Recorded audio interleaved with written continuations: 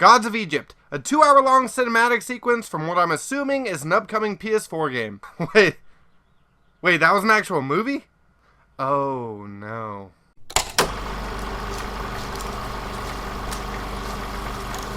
Gods of Egypt is directed by Alex Proyas, which, to be honest, is the main reason I saw the movie. But since the director has also done Dark City and The Crow, I thought it might have a pretty good chance. Now, the main story of this, it's really hard to get into unless if I spoil some things for you guys, and I don't want to do that. From the trailer alone, you couldn't really tell what was happening. Just that there was going to be a lot of crazy action scenes and a ton of CGI. So I don't want to get too into the story because, again, I don't want to spoil anything. But what I can tell you, it mostly revolves around Beck, who is a human or a mortal, and he has to team up with Horus, or the god of air, or at least he's the god of air in the movie, because I thought he was something completely different in God of War 3. They're on the same path for 2 different reasons, and they're trying to take down Gerard Butler, who plays Set. I've heard different things. I heard he's the god of darkness, the god of desert.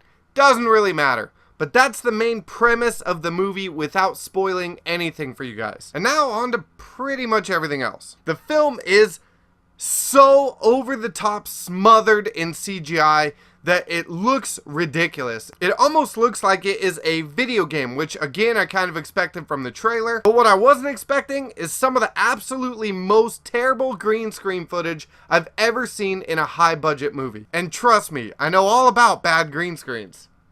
Seriously, I don't know where all the money went. The budget for this film was like $140 million, which is ridiculously high when you look at some of the scenes in this movie. There was a few times where it looked like the light was coming from this way, but then his face was lit up on this side, and you could totally tell it was a green screen footage with lights, much like I have on right now.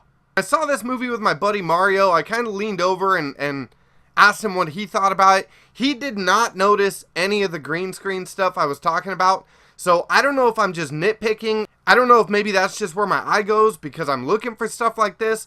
But again, knowing that it's a $140 million budget on this movie, I have no idea where it went. I don't know if maybe he just overpaid all the actors. Maybe the guys that did some of the CGI way overpriced him. I have no idea. But okay, moving ahead from that, the rest of the film's pretty good, right? Not entirely. Even some of the action sequences were kind of whatever. And while there were some very entertaining scenes in this movie, I was pretty bummed out because I'm a huge Gerard Butler fan. I love the movie 300. This almost seemed to take some of the stuff that worked really well in 300 and then completely dumb it down and have it not work at all. It felt like they dumbed this thing down in order to make a PG-13 rating. And in a film like this, it could have definitely used an R rating. That's right, there's almost zero blood in this entire movie. The way they get around the blood is, for some reason, they make it look like these people are bleeding gold paint. And I understand they're supposed to be gods. Seriously, gold paint. And I say gold paint because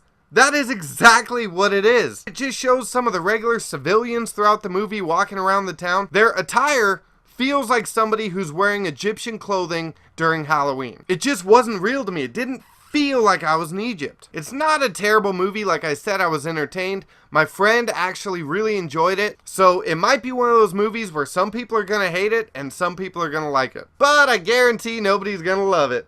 I would have probably scored this a little lower because of all the flaws that I saw throughout the movie. But since it did keep me entertained and I actually never once really checked my watch and it's a 2-hour movie, I had to give this movie a 5.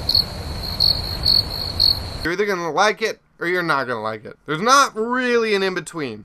Unless if you're me. Then I'm right in between. If you guys saw the movie, let me know what you thought. Do you think I'm kind of being too harsh on my critiquing with it? And always remember, guys, if you like the reviews, please tell your friends about it. Make sure you subscribe.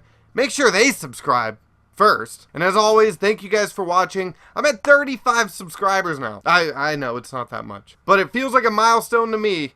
So keep it coming, guys. I'm shooting for 100. Thanks for watching. Hope you enjoyed. Check back. Come back whenever. Come back always. And check all my reviews out. Thank you.